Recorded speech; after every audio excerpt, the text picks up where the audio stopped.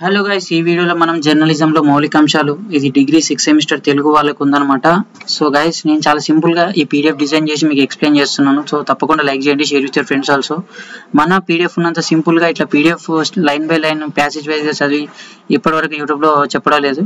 So నేను ఇది సొంతంగా డిజైన్ చేసుకున్న పీడిఎఫ్ అనమాట, మీకు ఇస్తున్నాను. సో నేను ఎక్స్పెక్ట్ చేసేది ఒక లైక్ గైస్, ఓకేనా? లైక్ అట్లీస్ట్ కామెంట్ చేస్తే మీకు కొంచెం ఓపికంటే కామెంట్ చేయండి, ఓకేనా? So let's begin. వార్త అనగా తాజా సంఘటనలు, సమాచారాలని లేదా కొందరు ప్రజల ఆసక్తికరమైన లేదా వారు ముఖ్యమైనదిగా భావిస్తే అది వార్త అవుతుంది, ఓకేనా? సో దీని పదం ఈ మాట చెప్పింది ఎవరు? W.C. బ్లేయర్, ఓకేనా? W.C. బ్లేయర్ అనే పర్సన్ ఒక మాట చెప్తాడు అనమాట. ఏం మాట చెప్తాడంటే తాజా సంఘటనలు, సమాచారం, ఫ్రెష్ అంటే అప్డేట్. తాజా అంటే ఫ్రెష్, అప్డేట్ ఏదైనా న్యూస్ ఉంటే, సమాచారం ఏదైనా ఉంటే వార్త, లేదా కొందరు ప్రజలకు ఆసక్తికరమైన విషయాలు ఏమన్నా ఉంటే, ఓకేనా? ఏదైనా అప్డేట్స్ ఉంటే, లేదంటే జనాలకు ఇంట్రెస్ట్ కలిగించే విషయాలు ఏదైనా ఉంటే వారు ముఖ్యమైనదిగా భావిస్తే, ఒకవేళ వాళ్ళు ఇది ఇంపార్టెంట్ అనే ఫీలింగ్ జనాలకి ఉంటే అలాంటి విషయాలను జనాలకు అందజేయడం వార్త అవుతుంది అని చెప్పేసి ఎవరంటారు? W.C. బ్లేయర్ అనే పర్సన్ అని అంటారు అనమాట, ఓకేనా? సో జస్ట్ మీరు ఇట్లా ఒక చిన్న స్టేట్మెంట్తో స్టార్ట్ చేస్తే మీ ఆన్సర్ కొంచెం వ్యాలిడ్గా అనిపిస్తుంది, కాబట్టి మంచి మార్క్స్ స్కోర్ చేసుకునే అవకాశం ఉంటుంది, ఓకేనా? సో నెక్స్ట్, వార్త ఫుల్ ఫామ్ తెలుసా గైస్? వార్తని ఇంగ్లీష్లో, ఆంగ్లంలో న్యూస్ అని అంటారు. సో యాక్చువల్గా మీకు దీని ఫుల్ ఫామ్ తెలిస్తే, చాలా మందికి తెలుసో తెలీదో కానీ తెలిస్తే మాత్రం చాలా ఇంట్రెస్టింగ్గా ఉంటుంది. సో లైక్ ఏంటంటే నార్త్, ఇక్కడ NEW ఫుల్ ఫామ్ తెలుసా? N అంటే నార్త్, ఇది అంటే న్యూస్ ఫుల్ ఫామ్. N అంటే నార్త్, E అంటే ఈస్ట్, W అంటే వెస్ట్, S అంటే south. So news full form ఏంటి? నార్త్, ఈస్ట్, వెస్ట్, సౌత్, ఇదనమాట. అంటే అన్ని ఏరియాల్లో కవర్ చేసేది న్యూస్, ఆల్ రౌండ్ కవర్ చేసేది న్యూస్ అని దాని అర్థం. వార్తా లక్షణాలు. సో వార్తా లక్షణాలు ఎలా ఉండాలి, ఓకేనా? సో మనం ఇప్పుడు న్యూస్ రిపోర్టర్ గైస్, మనమే న్యూస్ రిపోర్టర్. అసలు మనం ఎలా రాయాలి వార్త రాస్తే అనేది కొన్ని విషయాలు గుర్తుపెట్టుకోవాలి.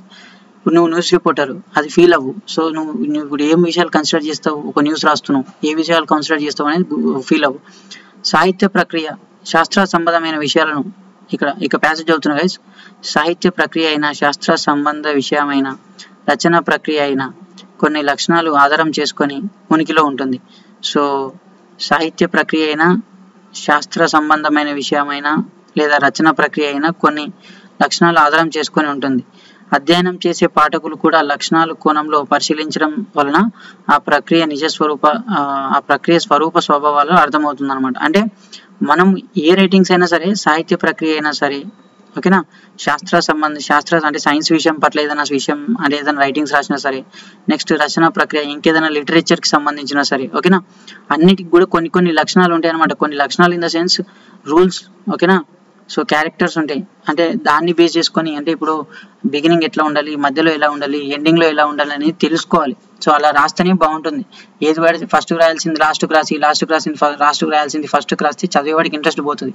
సో ఏం జరుగుతుందనే విషయం స్టెప్ బై స్టెప్ ఆర్డర్లో ఉండాలని చెప్పేసి, లక్షణాలు అలా ఉండాలని చెప్పేసి అక్కడ ప్యాసేజ్లో ఉందన్నమాట. సో నెక్స్ట్ ఏంటంటే ప్రాధాన్యత. అసలు మనం ప్రాధాన్యత దేనికి ఇవ్వాలి? పత్రిక, టీవీ కార్యాలయానికి రోజు ఎన్నో వార్తలు వస్తూ ఉంటాయి, అవునా? సో మనం దేనికి ప్రాధాన్యత ఇవ్వాలి? ఇప్పుడు నువ్వు న్యూస్ రిపోర్టర్ అయినావు, సో నీ దగ్గరికి ఎంతో న్యూస్ వస్తూ ఉంటుంది. బట్ అందులో ఏది ఇంపార్టెంట్ అనేది నువ్వు ప్రాధాన్యత ఇవ్వగలగాలి. అంటే ఏది ఇంపార్టెంట్, అంటే ఏది జనాలకు చెప్తే ఆకర్షితులు అవుతారు అనే విషయం నువ్వు గమనించగలగాలి. సో అలాంటి వాటిని మాత్రమే ప్రచారం చేయాలన్నమాట. కానీ ప్రాధాన్యత కలిగిన వార్తలను ఎంపిక చేసి, అనేది కొట్టేసుకోండి. ప్రాధాన్యత కలిగిన వార్తలను ఎంపిక చేసి ప్రచురణకు లేదా ప్రసారానికి పంపించాలి, ఓకేనా? సో నీది న్యూస్ రిపోర్టర్ ఛానల్ ఉంది అనుకో, సపోజ్ యూట్యూబ్ ఛానల్ నడిపిస్తున్నావు న్యూస్, నీ దగ్గరకు వచ్చిన న్యూస్ ఏదైతే ఇంపార్టెంట్ అనిపిస్తుందో అదే న్యూస్ ప్రచారానికి పంపించాలన్నమాట. వార్త ప్రజల జీవితాలను ప్రభావితం చేసేది ఉండాలన్నమాట. సో వార్త అనేది ఎట్లా ఉండాలి గైస్?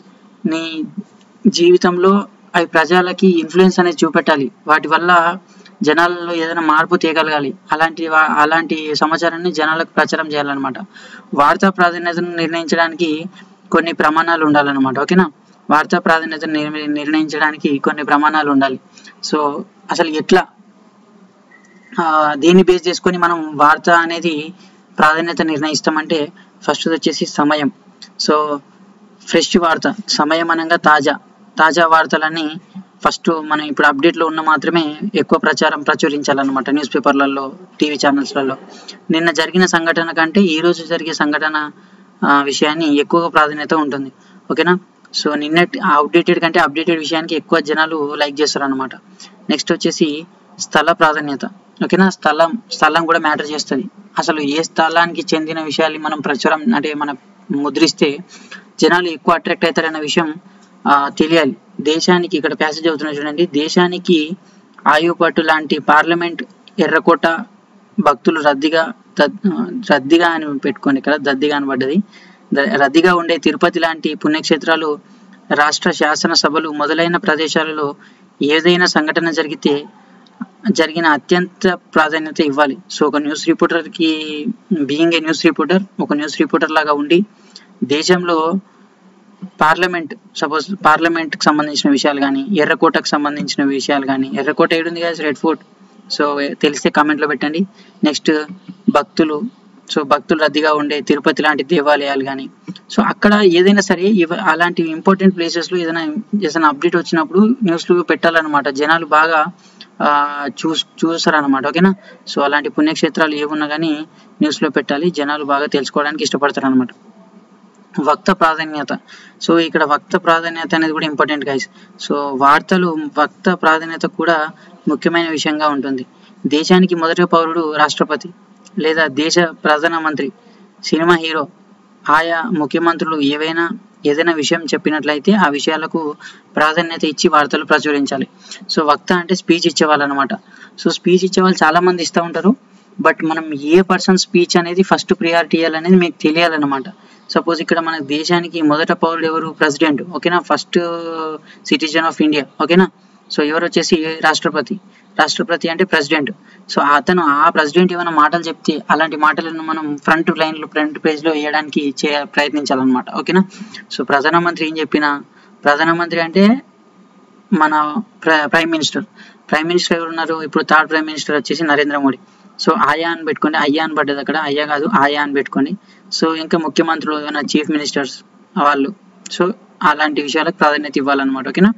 నెక్స్ట్ సామీప్యం ఏంటి? సామీప్యం అంటే దగ్గరలో, అంటే ఎక్కడో జరిగిన సంఘటన కంటే తమ సమీపంలో జరిగిన సంఘటనని ప్రేక్షకులకు ఎక్కువ ప్రాధాన్యత ఇస్తారు. అవునా.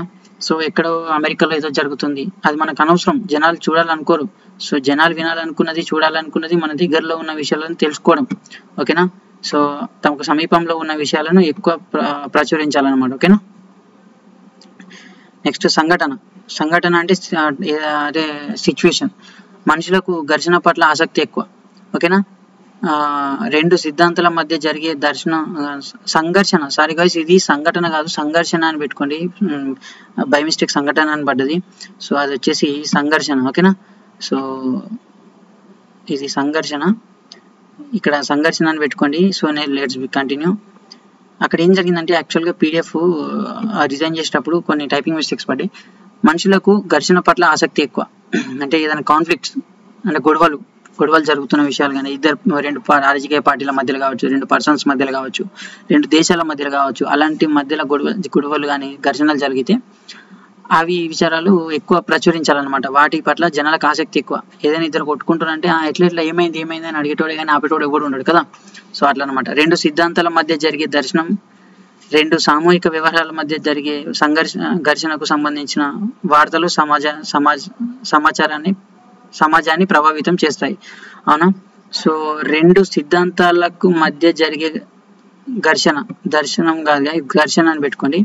సో రెండు సిద్ధాంతాలకు మధ్య జరిగే ఘర్షణ, లేదా రెండు సామూహిక వ్యవహారాలు అంటే రెండు పార్టీలకు సంబంధించిన ఘర్షణకు, అలాంటి వార్తలు ఎక్కువ ప్రభావితం చేస్తాయి అన్నమాట జనాలని. లాస్ట్కు అంటే ఏమనుకుంటారంటే అయిందా, గొడవ అయిందా, ఊళ్ళు గెలిచారు, ఊళ్ళు ఓడిపోయారు, అసలు ఏం జరిగింది అని తెలుసుకోవాలనుకుంటారు. రిజర్వేషన్లు కావాలని వద్దని పోరాడే వర్గాల మధ్య సంఘర్షణ, హిందూ ముస్లిం మతాల మధ్య జరిగే దర్శనం కాదు సంఘర్షణ అని దాన్ని సంఘర్షణాన్ని ఎడిట్ చేసుకోండి, అది దర్శనం అని పడుతుంది.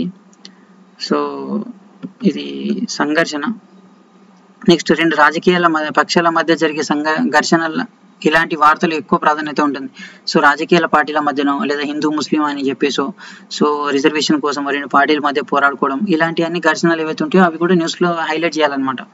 అసెంబ్లీలో రెండు రాజకీయాల పక్షాల మధ్య జరిగే ఘర్షణకు పాఠకులు చదువుతారు.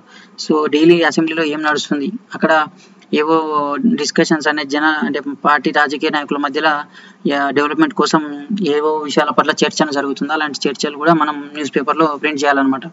సంచలన మార్పు, సో సంచలన మార్పు ఏదైనా జరిగితే దాన్ని కూడా మనం ప్రింట్ చేయాలి గైస్. సంచలన మార్పు ఏముంటుంది యాక్చువల్గా, దేశవ్యాప్తంగా ప్రపంచవ్యాప్తంగా సంచలనం సృష్టించే మార్పు ప్రజలలో ఆసక్తి కలిగిస్తుంది. ఉదాహరణకి ఎంసెట్ పరీక్షలు లేకుండా ఇంటర్ మార్కుల ఆధారణ చేసుకొని మెడికల్ కాలేజ్ సీట్లు కేటాయింపు అని పెట్టిరు అనుకోని టైటిల్. సో అంటే ఏంటంటే ఎగ్జామ్ లేకుండా డైరెక్ట్ మెడికల్ కాలేజ్ సీట్లు ఇస్తాం విత్ ఇంటర్ మార్క్స్ రిజల్ట్ అంటే అదొక షాకింగ్ న్యూస్. ఏంటంటే అసలు ఇప్పటి వరకు ఎగ్జామ్స్ పెట్టి తీయకపోవడం అందరూ అదే మాట్లాడుకుంటారు. కాబట్టి అట్లా సంచలన మార్పులు ఏదైనా అవుతే వాటిని కూడా ప్రచారం చేయాలన్నమాట. నెక్స్ట్ వచ్చేసి సినిమా నటులు తమ జీవన శైలిలో ఏదైనా మార్పులు వ్యక్తం చేస్తే లక్షలాది అభిమానులకు అదొక ఆసక్తికరమైన వార్త. జర్నలిస్టులు ఇలాంటి వార్తలను ప్రజలకు అందజేస్తుంటారు, అవునా. నెక్స్ట్ వార్తా నిర్మాణం.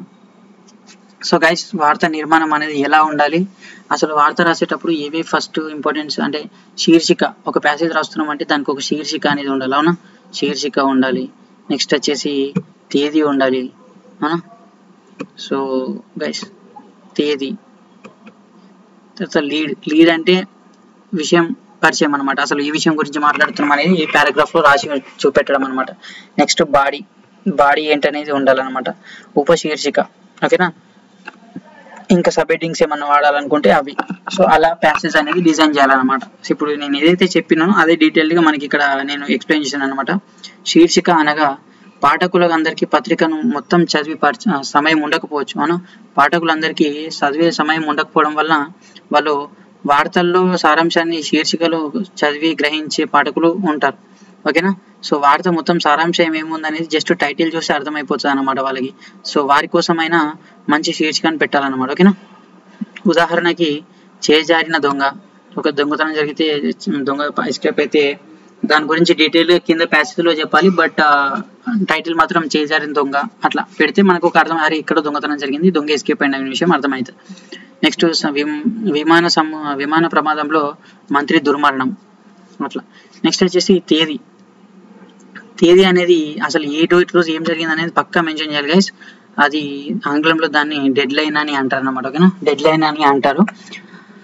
నెక్స్ట్ వచ్చేసి లీడ్ అంటే వివరించి చెప్పడం. అదే ప్యాసేజ్లో మనం ఏదైతే టైటిల్ ఇస్తామో దానికి వివరించి చెప్పడం, ఇంకొంచెం డీటెయిల్గా అడిషనల్ ఇన్ఫర్మేషన్ ఇవ్వడం అనమాట, ఓకేనా. వార్తా సారాంశాన్ని పాఠకులకు అందజేయడం. నెక్స్ట్ వచ్చేసి అంటే ఏంటంటే ఎప్పుడు, ఏమిటి, ఎలా, ఎందుకు, ఎట్లా అనే విషయాలు అక్కడ అన్ని మనం ప్యాసేజ్లో రాసి ఉంచడం అనమాట, ఓకేనా. నెక్స్ట్ ఉపశీర్షిక అంటే రాస్తున్న వార్త పెద్దదిగా ఉన్నప్పుడు ఉపశీర్షికలు పెడతారు, ఓకేనా. రాస్తున్న వార్త పెద్దదిగా ఉంటే ఉపశీర్షికలు పెడతారన్నమాట. ఉపశీర్షికలు చదవడం ద్వారా పాఠకులకు వార్తా సారాంశం తెలుసుకోగలుగుతారన్నమాట, ఓకేనా. ఉపశీర్షిక ఉంటే అంటే సబ్ హెడ్డింగ్స్ ఉంటే చదవడం కొంచెం ఇంట్రెస్టింగ్గా ఉంటుంది. ప్యాసేజ్ వైజ్గా ఉంటే ఎక్కువ ప్యాసేజ్లు ఉంటే కొంచెం బోర్ అనిపిస్తుంది, కాబట్టి ఉపశీర్షిక అనేది పెడతారనమాట. ఎడిటింగ్ అనేది చాలా ఇంపార్టెంట్ గైస్. మనము ఎప్పుడైతే వార్త రాస్తున్నామో అనవసరమైన విషయాలను తీసేయడం, అవసరమైన విషయాలను ఉంచడం. అదే లైవ్ అనుకోండి, కొంచెం జాగ్రత్తగా ఉండి చేసుకోవడం, అలాంటివి చేయాలన్నమాట. ఏదైనా సమాచారాన్ని వార్త మలిచి ప్రచురణకు సిద్ధం చేయడం ఎడిటింగ్ అనవచ్చు, ఓకేనా. ఏదైనా ఒక సమాచారాన్ని వార్తగా మలిచి ప్రచురణకి సిద్ధం చేయడం ఎడిటింగ్ అనవచ్చు.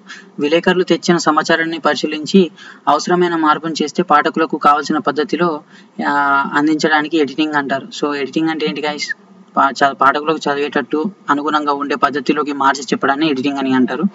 ఎడిటింగ్లో వార్తల్లో తప్పులు లేకుండా సరిదిద్దాలి, ఓకేనా. సో వార్తలకు తప్పులు లేకుండా సరిదిద్దాలి. ఏ వార్త ప్రాధాన్యతను బట్టి ఏ పేజీలో ఏ వార్త పెట్టాలో నిర్ణయించాలి, ఓకేనా. అచ్చు తప్పులు లేకుండా వ్యాకరణ దోషాలు అనేది నిర్మాణ దోషాలు అనేది సరిచేయాలన్నమాట, ఓకేనా. ఆధారం లేని వార్తలు ప్రచురించకూడదు, ఆధారం ఉన్న వార్తలే ప్రచురించాలి. ప్రూఫ్ లేని వార్తలను ప్రచురిస్తే మన న్యూస్కున్న ఇజ్జత్ మొత్తం పోతుంది, ఎవరు న్యూస్ కూడా చదవరు. నెక్స్ట్ టైం నుంచి పేపర్ సెల్ అవ్వదు, లాస్లో పడతాం. ఇది గైస్ ఓవరాల్గా వార్తకు సంబంధించిన విషయం. సో మీకు వార్తకు సంబంధించిన షార్ట్ క్వశ్చన్ వచ్చినా లాంగ్ క్వశ్చన్ వచ్చినా మీరు రాయాల్సింది మొత్తం ఇదే అనమాట, ఓకేనా. So guys thank you. Short question అనుకోండి, నేను చెప్పిన హైలైట్ పాయింట్స్ సబ్ హెడ్డింగ్స్ మాత్రం మెన్షన్ చేసి రాయండి, అదొక 1 పేజ్ అవుతుంది. సో లాంగ్ క్వశ్చన్ అనుకోండి 3 పేజెస్ వరకు కూడా అవుతుంది passage. So that is maximum enough guys. ఇంకా ఇన్ కేస్ మీకు ఈ వీడియో నాకు కాన్సెప్ట్ కానీ ఎక్స్ప్లెనేషన్ కానీ నచ్చితే తప్పకుండా లైక్ చేయండి guys, share with your friends also. Thank you, bye bye.